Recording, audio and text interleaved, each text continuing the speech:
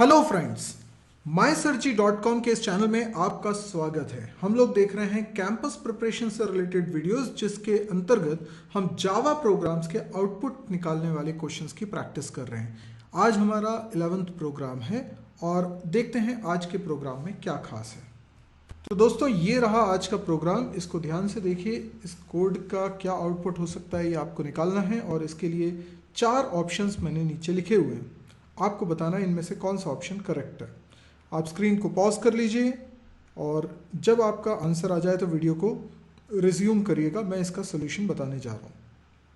तो दोस्तों, आप लोगों ने इसका कोई ना कोई आंसर निकाल लिया होगा। आपने जो अपने कॉन्सेप्ट्स हैं उनको रिवाइज किया होगा। यहाँ पर 2 क्लासेस बनी है, डमी और एग्जाम्पल। एग्जाम्पल क्लास के अंदर मेन फंक्शन है, तो फाइल का नाम भी example.java है। यहाँ तक बिल्कुल भी सही है, कोई दिक्कत नहीं है। अब एग्जाम्पल क्लास के अंदर डमी क्लास का ऑब्जेक्ट बन रहा है। ऑब्जेक्ट बनने के बाद हम ex.a को प्रिंट करा रहे हैं। ए डमी क्लास में एक पब्लिक मेंबर वेरिएबल है, लेकिन वेट अ मिनट, ये फाइनल कीवर्ड के साथ बना हुआ है। इसका मतलब ए वेरिएबल जो है वो फाइनल वेरिएबल है। अब आपको ये मालूम होना चाहिए कि अगर हम किसी क्लास में वेरिएबल बनाते हैं बिना स्टैटिक कीवर्ड के तो इंस्टेंस वेरिएबल होता है।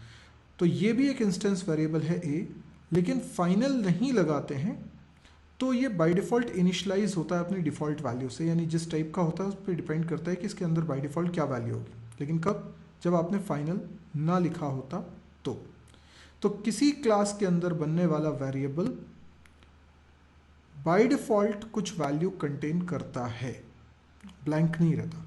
लेकिन अगर वो वेरिएबल फाइनल होता है तो वो बाय डिफ़ॉल्ट ब्लैंक होता है।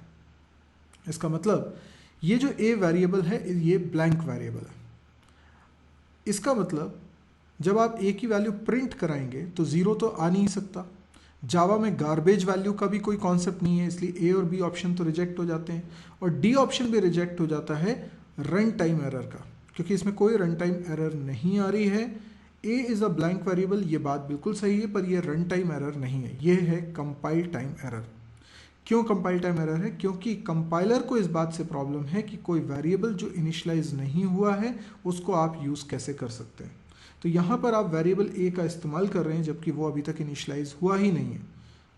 अब जो वेरिएबल इंस्टेंस वेरिएबल है, अगर उसको आपने फाइनल बनाया है जैसा कि यहाँ पर ए वेरिएबल के साथ हो रहा है, तो ये ज़रूरी है कि या तो आप उसे बनाते वक्त ही इनिशलाइज करें, यानी इसी वक्त आप इसके अंदर कोई वैल्यू रखना चाहे तो रख दें, या फिर आप कोई कंस्ट्रक्टर बनाकर डमी क्लास में कोई कंस्ट्रक्टर बना के ए के अंदर वैल्यू इनिशलाइज करें, और या फिर आप इनिशलाइज़र बना के ए को इनिशलाइज करें। ये 3 तरीके आपके पास होते हैं, पर तीनों में से कोई भी तरीका इस्तेमाल नहीं किया गया है ए को इनिशलाइज करने का, तो ए को अब आप इनिशलाइज नहीं कर सकते। इसका मतलब एरर आएगी कंपाइल टाइम पे, variable A is not initialised in default constructor, क्योंकि हम जानते हैं अगर डमी क्लास में हमने कोई कंस्ट्रक्टर नहीं बनाया है तो बाय डिफ़ॉल्ट एक कंस्ट्रक्टर कंपाइलर ने बना दिया होगा और वो डिफ़ॉल्ट कंस्ट्रक्टर कहला रहा है, और डिफ़ॉल्ट कंस्ट्रक्टर के अंदर कोई कोडिंग नहीं होती है। इसी वजह से एरर आ रही है कि डिफ़ॉल्ट कंस्ट्रक्टर के अंदर ए को इनिशलाइज करने की कोई स्टेप मिल नहीं रही है। तो अब इस बात को पुख्ता करने के लिए हम लोग इस प्रोग्राम का कंपाइलेशन करके देखते हैं। मैं इस प्रोग्राम को कंपाइल करने जा रहा हूँ। पहले इस प्रोग्राम को सेव कर लेता हूँ और उसके बाद फिर अब मैं इसको कंपाइल कर रहा हूँ। कंपाइल करने के लिए मुझे लिखना पड़ेगा javac example.java। आप देख सकते हैं यहाँ पर एक एरर आ रही है, variable A is not initialised. मैं इसको थोड़ा सा जूम करके आपको बता देता हूँ।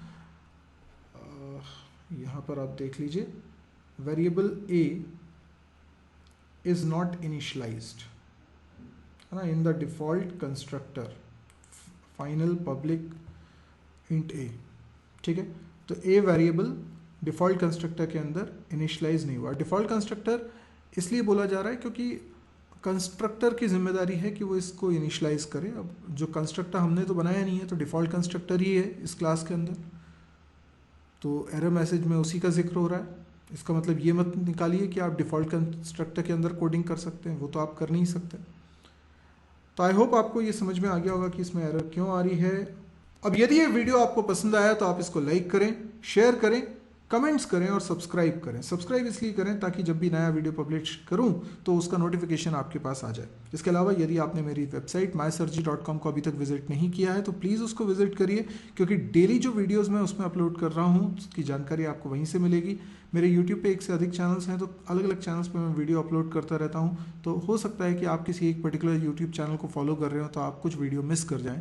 इस वेबसाइट पे आएंगे तो आपसे कोई वीडियो मिस नहीं होगा, क्योंकि यूट्यूब पे रखे सारे वीडियोज़ के लिंक प्रॉपरली ऑर्गेनाइज करके इस साइट पे मैंने रखे हैं ताकि आपको ढूंढने में दिक्कत ना जाए। इसके अलावा इस साइट पे आपको कैंपस प्रिपरेशन का और भी ढेर सारा मटेरियल मिलेगा, प्रोजेक्ट्स डाउनलोड करने को मिलेंगे, नोट्स डाउनलोड करने के लिए मिलेंगे और भी लेटेस्ट अपडेट आपको यहीं पर मिलने वाली है। Thank you.